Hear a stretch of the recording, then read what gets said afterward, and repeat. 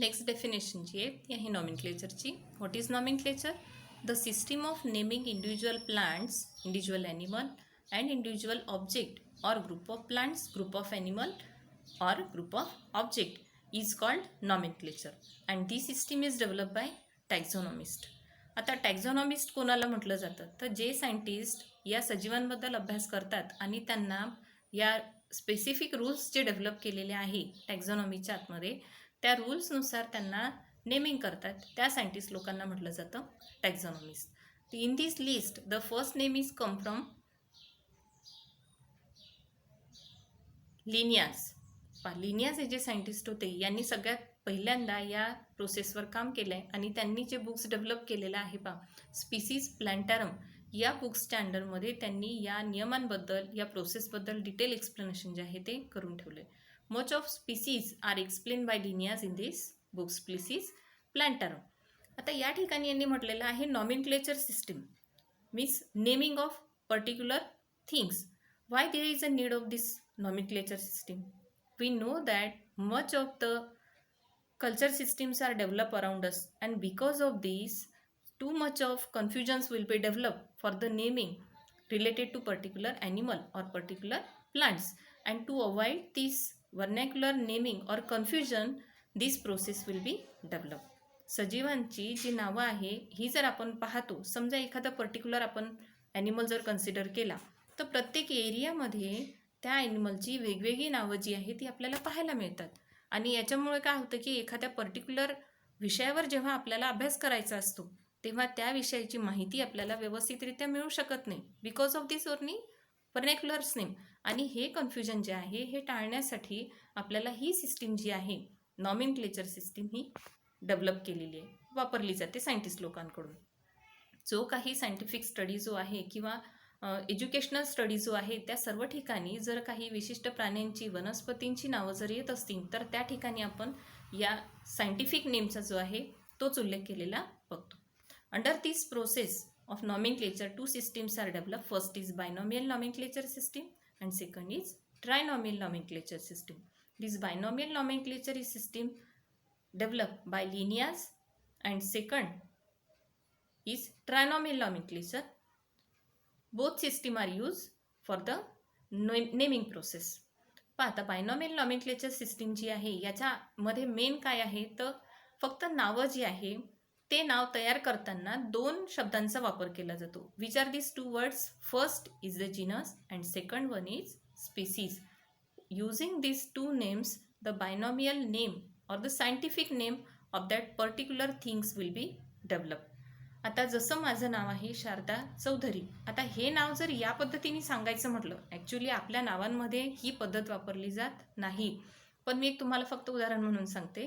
माझं नाव आहे शारदा चौधरी. आता या प्रोसेसनुसार जर मला सांगायचं म्हटलं तर माझं नाव जे आहे, समजा जिनस म्हणजे मोठा ग्रुप आहे आणि त्या जिनसला तोडून छोटा ग्रुप जो तयार केला तो येतो स्पीसीजचा.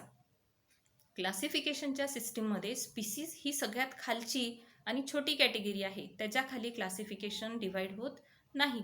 मग या हेरार्ची सिस्टीममध्ये आपण पाहतो की जो जिनसचा ग्रुप आहे ते नाव या ठिकाणी सजीवाचं नाव देताना पहिल्यांदा वापरलं जातं आणि त्याच्यानंतर वापरलं जातं स्पीसीजने. जसं आता मी परत सांगते, माझं नाव आहे शारदा चौधरी, तर या प्रोसेसनुसार जिनस म्हणजे चौधरी हे नाव सुरुवातीला येणार आणि शारदा हे नाव येणार त्याच्या पाठीमागे, same as first genus and second is species. Next process is trinomial nomenclature system. आता ही सेकंड सिस्टीम जी आहे ही एक्सप्लेन करताना फक्त फरक एवढाच आहे की if the species is too vast, जर का स्पीसीज हा जो गट आहे हा मोठा असेल, त्याच्यामध्ये खूप सारे सजीव असतील, तर तो ग्रुप जो आहे तो आणखी खालच्या लेवलमध्ये डिवाईड केला जाते. पहा, हे जे डिव्हिजन आहे हे सगळ्या स्पीसीजसाठी येत नाही, only for particular species which contain high quantity of animals. ठीक आहे, animals or plants or any other things. तर त्या स्पीसीजसाठीच फक्त सब स्पीसीज जी आहे ती डेव्हलप होणार आणि त्याच ग्रुपमध्ये येणाऱ्या ॲनिमलसाठी, प्लांट्ससाठी किंवा त्या पर्टिक्युलर वस्तूंसाठी ट्रायनॉमियल नॉमेनक्लेचर सिस्टीम जी आहे ती वापरली जाईल. मग या ठिकाणी नाव देण्याची जी पद्धत आहे ती कशी? What is the sequence of that name? Here 3 words are use for the naming process. First is genus, same as the same as in binomial nomenclature system. Second word is of species, same as binomial nomenclature system. And extra word, third word is the subspecies which is developed from species. ठीक आहे, हा फरक या ठिकाणी लक्षात घ्यायचा आहे. आता ही जी सिस्टीम आहे ही डेव्हलप केली गेली 1898 मध्ये आणि त्याच्यामध्ये काही रूल्स डेव्हलप केलेले आहे आपण ज्याला झुलॉजिकल नॉमेनक्लेचर फॉर्म्युले म्हणून कन्सिडर करतो आणि त्याचा वापर करून जी आहे ती ॲनिमलची नावं जी आहे ती डेव्हलप केली जातात. Let us see that rules. First is binomial system of classification is adopted to indicate the specific name and trinomials for subspecies. It means that this system is used for naming of particular animal. If it belongs to only species, then binomial system is used, and if this animal is belongs to subspecies, then trinomial process should be used. Next rule, the name must be in Latin or Latinized form. They are they are printed in italics type and underlined when written. पहा, हा जो नियम आहे हा सगळ्यात महत्त्वाचा की जेव्हा नाव प्रिंटेड केलं जातं तेव्हा ते लॅटिन लँग्वेजमध्ये किंवा लॅटिन फॉर्म जो आहे तो वापरून त्या ठिकाणी प्रिंट केलं जातं. इटॅलिक प्रिंटमध्ये सुद्धा ते वापरलं जातं आणि जेव्हा लिहिण्याची वेळ येते तेव्हा त्या ठिकाणी आपण इटॅलिक लँग्वेजमध्ये लिहू किंवा आपल्या हँडरायटिंगमध्ये लिहून त्याला अंडरलाईन जे आहे ती करणं आवश्यक राहतं. ठीक आहे. नेक्स्ट पॉईंट जो आहे तो आहे the scientific name of animal and plant must be different. म्हणजे आतापर्यंत जेवढ्याही सजीवांना नावं दिली गेली, प्लांट असतील किंवा ॲनिमल असतील, तर ही सगळ्यांची वेगवेगळी आहे. No two animals or no two plants or no animal or plant have common name. ठीक आहे, हा पॉईंट लक्षात घ्यायचा आहे. Next is no two genera of animals can have the same name and no two species also. म्हणजे जेनेराच्या बाबतीमध्ये फक्त नावाच्याच नाही तर त्यांच्या वरच्या ज्या कॅटेगरी आहेत डिव्हिजनच्या, या कॅटेगरीमध्ये सुद्धा आपण पाहतो की त्यांच्या जेनेराचं, एकाच जेनेराच्या आतमध्ये येणाऱ्या ॲनिमलचे नावं सेम राहतील, जेनेराचं नेम फक्त. ठीक आहे, स्पीसीजचं नाव वेगळं राहील. पण एका स्पीसीजमध्ये येणारा जो ॲनिमल आहे त्याचं जेनेराचं आणि स्पीसीजचं नाव कसं राहणार, सारखं. पण दोन ॲनिमल जे वेगवेगळ्या जेनेराचे आहेत त्यांचं जर आपण नाव पाहिलं तर त्या ठिकाणी जेनेराचं दोघांचंही नाव वेगळं असेल आणि स्पीसीजचं कसं राहील, वेगळं. Next the name of genus should be a single word and must begin with capital letter. जेनेराचं नाव लिहिताना त्याचं पहिलं जे लेटर आहे हे कॅपिटल घेतलं जातं आणि स्पीसीजचं नाव जे आहे, next rule, the name of the species may be single or compound word and must begin with a small letter. म्हणजे नाव लिहिताना पहिलं जे नाव आहे त्याच्यामध्ये पहिलं लेटर आपल्याला कॅपिटल घ्यायचं आहे आणि सेकंड वर्ड जो आहे तो लिहिताना तो ॲज इट इज ज्या फॉन्टमध्ये आहे मायनर फॉन्टमध्ये तो आपल्याला लिहायचा आहे. Next, may be return with the capital initial letters if it is derived from the name of a person.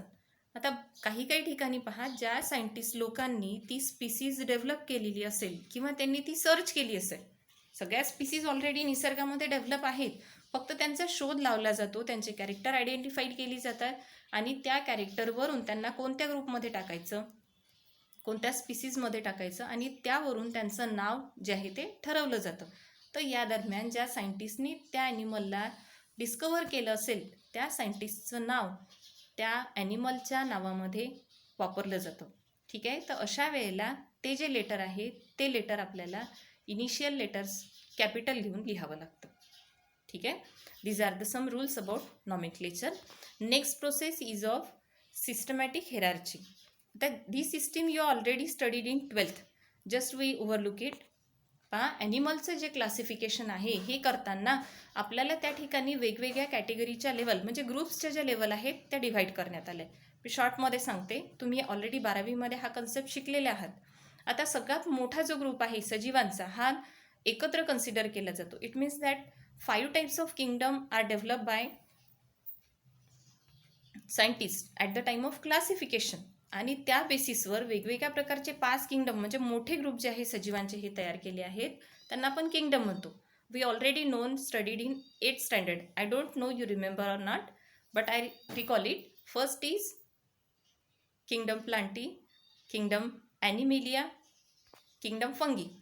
You very well known about these three kingdom. And next two are from minor category or minor animals.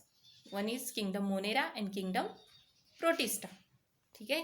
आता आपला हा जो syllabus आहे हा पूर्ण आपल्याला non कॉर्डेटाचा आहे, त्याच्यामुळे आपल्याला किंगडम ॲनिमिलियाच्या आतमध्ये येणारे जे नॉन कॉर्डेट ॲनिमल आहेत ते आपल्याला पाहायचे आहेत. आता हा झाला किंगडम म्हणजे सगळ्यात मोठा ग्रुप. हा ग्रुप जो आहे हा परत डिव्हाइड केला जातो, ती कॅटेगरी आहे फायलमची. Means if this individual is from animal then is divided into phylum, और if this individual is from plants then word use division.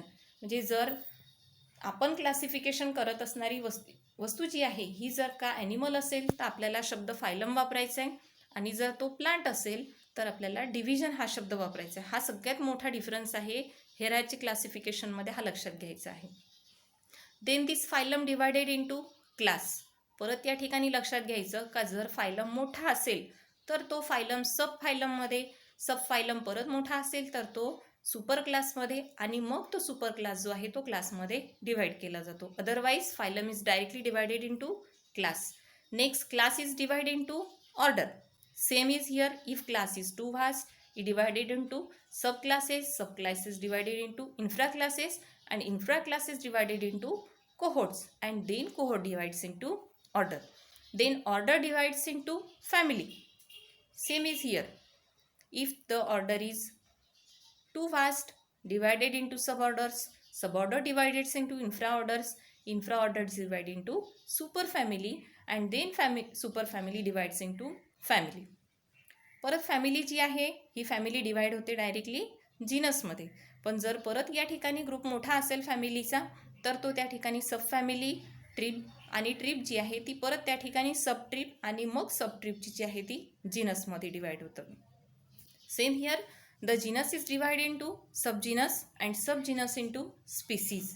पहा, सुरुवातीला आपण जी क्लासिफिकेशन सिस्टीम पाहिली तर ज्या ॲनिमलच्या क्लासिफिकेशन सिस्टीम जी आहे ती फक्त स्पीसीज लेवलपर्यंत येत असेल त्यांच्यासाठी आपल्याला बायनॉमियल नॉमेनक्लेचर सिस्टीम वापरायची आहे. And if the animal categorize into sub species then we have to use the trinomial classification system. Okay.